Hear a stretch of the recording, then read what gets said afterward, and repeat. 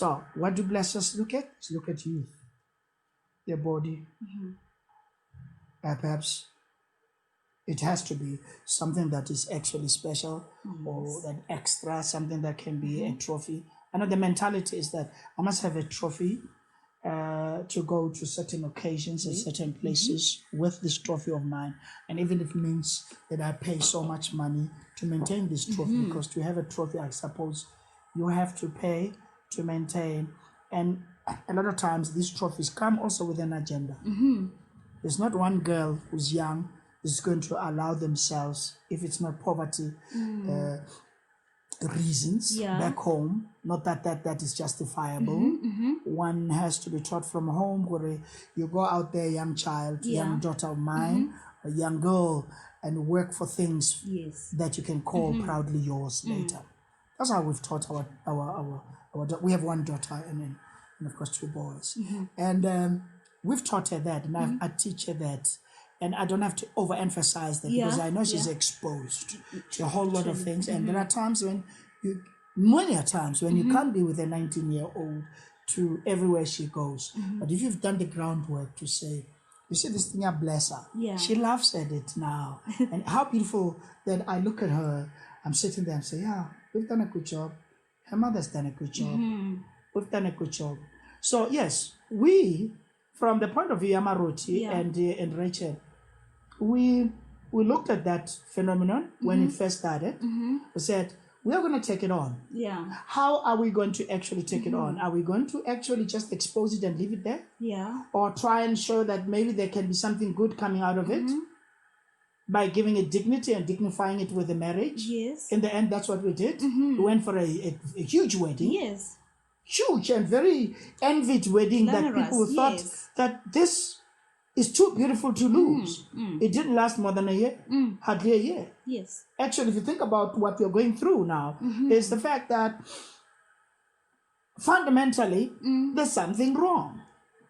That age gap is actually twice the age. I play a 42-year-old, I'm older than that. I play a 42-year Marothi, who's now 43. And then when I first went out with Rachel, she was 21. I was 42. So we've been together for what, 2 years now? 2 years. Yeah, we are 43 into 44, and she's 22 into 23 now. So exact half my age she is. And that was deliberate. To tackle it from that angle, let's show that this age difference, or not, fundamentally, it just disentangles somewhere along the way. Because she's got her own set of ambitions, dreams, right? I've done all those things. I'm an older man. I'm achieved. I've got my company and all that, and I've got my companies and I've got my education and all of that. She's still trying to be a doctor, and then she somewhere mutziling. Then she gives up on that. Then she takes the shorter version of health or medicine, and then she becomes the nurse that she is now. And you saw her regretting that maybe she should have gone the long haul. In other words, what are we saying about the marriage? Marriage was supposed to be the shortcut to happiness. It was not to be in this case. But again, me flattering her in the beginning, saying, you know, you're so mature for your age. It was all flattery, maybe also self-conviction. Where it can work. Because can I tell you, what we're trying to show there is that sometimes even the younger woman can be much more, and that's a fact, can much more mature and perhaps even advance in terms of her thinking. Perhaps even so solid and so stable, even at that younger age, than an older woman, her sister, her even her Rakadi's age, her aunt's age. And that's what Marothi used to tell this one. Well, you're so mature, you're so feisty in that. And can I tell you, as men generally, we like feisty women. We like them challenging and having this sense of confidence. And then, but me personally, I would say it's got to be quiet confidence. If it's too loud and that, and it's almost in competition with, it should not compete with anything. It should be so confident that it's so self-assured that it's stable and calm. Yeah. It's seductive and it's very beautiful and it's attractive. I suppose old men like Marothi want excitement. If we have to go beyond this, and we are psychoanalyzing this whole thing, if you have to go beyond just the psychology of the age gap, it's the excitement, it's the thrill, the adrenaline, that thing that you know you shouldn't do. Yeah. You know that thing that you know you shouldn't do. Oh, exactly. It's almost like the forbidden fruit. And you do it, and you get away with it. But money is so corrupt and corrupting that it can buy just about anything, even the excitement, albeit it can be short-lived. I mean, this is proving to be the truth. It's short-lived. That marriage was not to be. It cracked. There are too many cracks. You could see her. This woman is almost the age difference. And my daughter, who's 13 years of age, what do they talk about? Yeah. We've already sown and sown. We've demonstrated all of that. Yeah.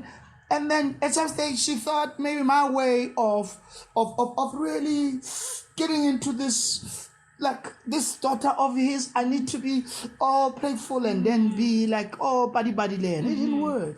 And so it shows other elements of, now when you adopt Banaba Mutomholo owner, what do? How do you parent them? Because you don't even have one child of your own quite yet. They're a bit older already. And they're a bit older. And those ones also on Bonakate, my daughter, they're questioning every just about thing. Yes. So if you don't have any experience, like Rachel doesn't, she doesn't have a child of her own. One can actually argue that she's a child herself. But she was always ahead of the game, ahead of the others, smarter than that. So in the end, the departure point there, even for me as an actor and as a man and as a father, and as a responsible citizen of this country and as a man who's pretty much concerned about what's going on in terms of the domestic violence and women and child abuse, I say no to that. I'm glad that I had the honor of actually reflecting and showing, and I hope that I executed the brief as well as I could in showing how problematic those kinds of relationships are, and that one and our situation was out there for everybody to see, and therefore we could never be didactic and be preachy about it. We went and really went into the depth and the real profound levels of that relationship and reflected through it. It doesn't work in the end. Because the intentions were good. At the beginning, No, the intentions were always good. Beautiful. They were well meant. I mean, let's face it. This man thought he loved her. Literally. But the problem about Umarothi, when he loves somebody or something, he loves it. Crazily. Once we remember that he loved Charity Ramabu. Oh, yes. There was a Charity Ramabu, and there was Marothi, and then we were called Charoti. You remember that? That word. Nice, He was crazy. There's a kind of man who will go and cry for that woman.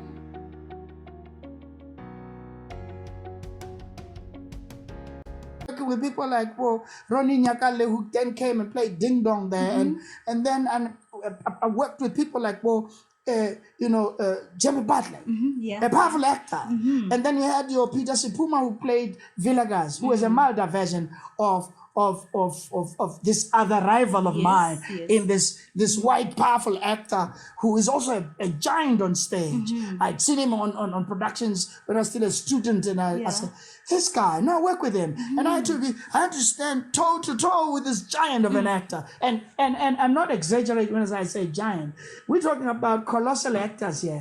Guys who are multi-award winning actors, both stage and television. And I was his rival, and he was my rival, and there he was, and we were standing toe to toe. And I remember Jamie would actually, can I tell you, Jamie would challenge you as an actor. You would have to come there ready and knowing your stuff and knowing your craft. And that's why I emphasize that, know your craft. So know your story. I have a campaign on my own and say everybody has a story. And there I stood and I said, Max, this is not talk now. walk the talk. Here's the man. He's standing right there. And this man will look in your eyes. And then, I mean, Jamie Bartlett, I have to do this. Yeah. Jamie would stand like this. Yeah. And who stands like that? And then he's looking at you like that. He's looking at you like that, and you are acting. But then he's testing. But the thing is, he's in character, but so deep that any one twitch of an eye, which he does those things so well, can actually throw you. Yeah. If you're concentrating on him and not what you're also supposed to be concentrating and to be doing. And to work with actors like those, man, it's such a privilege. Yeah. And I want to work with actors like those. And when I say actors, I don't mean just male actors. Yeah. Because today, actors are actors. That's true. Female and male. So I've worked with some of the best. And for me, that's the way it should be. And my relationship with that is emphasizing what I believe in, the craft. The craft will do the work, and everything else that is to recognize the craft having been so ripe and fermented with time like good wine, and it's so powerful and you can't ignore it. Then come in the awards and the accolades. Yes. So what is my attitude towards the softwares of this world? Yeah. So when it is time, it is time. No one can ignore it. So we have a few questions here that people sent through that they want me to ask you. Yes. So it's just question and answer. So the first one is from Joyce. Hi, Max. Hi, Joy. Joyce. Joyce. I'm an aspiring actress. Please advise, how do you deal with cyberbullying? I'm the wrong person to ask. Because can I tell you, you're talking about cyberbullying. I mean, I'm not even cyber savvy. So, let me play with that word. Yeah. For the longest of time, I've been very technophobic. I am obviously, if you Google me and you find my age, and you're lucky to come across that number. You'll know that I come from old school, but I made it my business. I'll come to that answer. Yeah. And that question particularly. I made it my business to be savvy in terms of what's going on. In other words, be conversant and actually also be consistent with what's going on. So I surround myself with things like talk radio. I love talk radio, for instance, because it's immediate. I get to know what's going on. And then obviously today, with the advent of anything that you can at the press of the button get to know and get information on, and I think even our shows are competing with that now. We're going to find ourselves actually going online, everything going online. Yeah.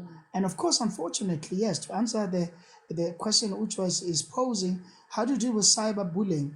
In my case, I haven't had to deal with it, but I can only put myself in those shoes or her shoes to say, perhaps dealing with cyberbullying would have to be that. What is it that in the first place you think you are getting when you get involved with, the networks and the talking and the let's call it the social kind of interaction with all of it, all those platforms? And if you can find that answer, being that, okay, I want to be relevant and I want to be out there, I want to know. Comes a time when you need to actually kind of moderate, like everything else, too much of everything. I guess if you overexpose yourself and you don't have a formidable story to tell, you are. I don't want to blame and it's not even a blame thing. I don't want to put kind of an apportioned blame on the receiver of the bullying. Yeah. But where I come from, my world is that there's action and reaction. How do I expose myself out there, and how much of it do I do for me to attract even the negative forces like cyberbullies? Yeah. Or bulldozers and bullies? Or bullies? Yep. It is that perhaps when it comes to a certain time when this is almost beginning to get out of hand, perhaps timeout is an answer. You do not have to actually always dignify any comment and everything with a response. Too much responding and too much reaction actually, unfortunately, attracts just actually more reaction. So Thomas says, which character do you enjoy the most between the Ivan Chinawa and Marothi? Oh, they remember Ivan Chinawa. You see, I enjoyed Ivan Chinawa because he was the first of that kind, of a character, the caliber of the man that he was, the man that I had to now have the honor of playing. So, in fact, he was also to start a series of characters like those. Because if you think about Marothi, he's not very different from that man, other than the fact that Marothi is not as corrupt. Sarah Malema says, hi Wendy, I don't have a question for Max, but just tell him that I vuma his acting skills. So this one is not. So that means I like? Yeah, like Vuma. you're doing great. Wow, thank you. So another question says, what is one thing that you're addicted to? Life. Okay. And that's not a philosophical answer. Actually, I don't know if it's you must have read it somewhere. Yes, I did. I did read it somewhere, yes. I'm a life addict. I love life and I live large in the sense of size, not large in bigness of pomposity and money and all those things. Yeah. I live in a moment. For me, life, like drama, I define as a series of moments. Every single moment presented to me is equally important for me to seize and not snooze in the process, lest I lose. So if you find me out there living, you'll think I have all the money in the world. You'll think I have all the happiness because yes, I am armed with happiness. I'm a happy chap. I love loving. I love loving. I love laughing. I love living. Yeah. And I write poetry about love, living, life, even death. Because I think death is reality. It's part and parcel of living. So which genre of music do you listen to? I love jazz. I love Afro fusion. Because as an African that I am, and a Pan-African that I am. And then I am also with the times. So I do go Afro-pop as well. Okay. So that I love my people like my own brother and an old friend who, Ringo, Martinko. Okay, yeah. So I love his son. And of course, there's this young chap, but he's not as young as he, but he's young. Yeah. He's younger than me. Okay. I love age and everything that it comes with. Vusinova is brilliant. So what sports do you enjoy watching? Let's start with what I enjoy doing. I run. Oh. I used to run even professionally, not so maybe. No, not professional, competitively. Competitively. Yes. So I'm an avid runner. Today I do it less competitively, if not uncompetitively, completely. It is for fitness. Yeah. But I'm also into martial arts. I do your Tai Chi and your Tai Bo with more emphasis on Tai Chi because it centers me. I have to be centered with the kind of work that I do and to kind of counter my personality. I'm very loud. Yeah. And I'm very hyper, I'm energetic and all that. So I need any art form, any exercise form that will then help me calm down and center me, and hence the Eastern kind of, martial arts. So I enjoy watching soccer.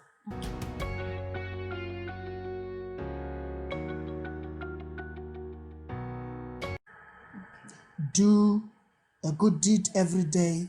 Do right by someone every day. Do it right. Do it the same way every day. For if it ain't broke, don't fix it. My life has been that simple but powerful. I'm rich in human capital.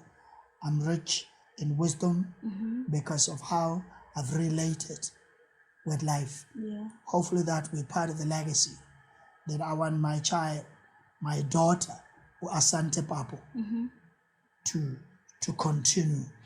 and to make sure that it's out there one day when I join the high heavens. Yeah. That's what I want to be remembered by. But otherwise, life is too beautiful. Life is beautiful. To be boring. Yeah. Thank you so much, Senatla Papo, for making time for this interview. I really do appreciate the time that you have for us. Guys, this is the end of our video. Thank you so much for joining. Make sure that you subscribe. See you guys in the next video. Bye. Bye-bye. It has been real. Thank you for having me. Thank you so much.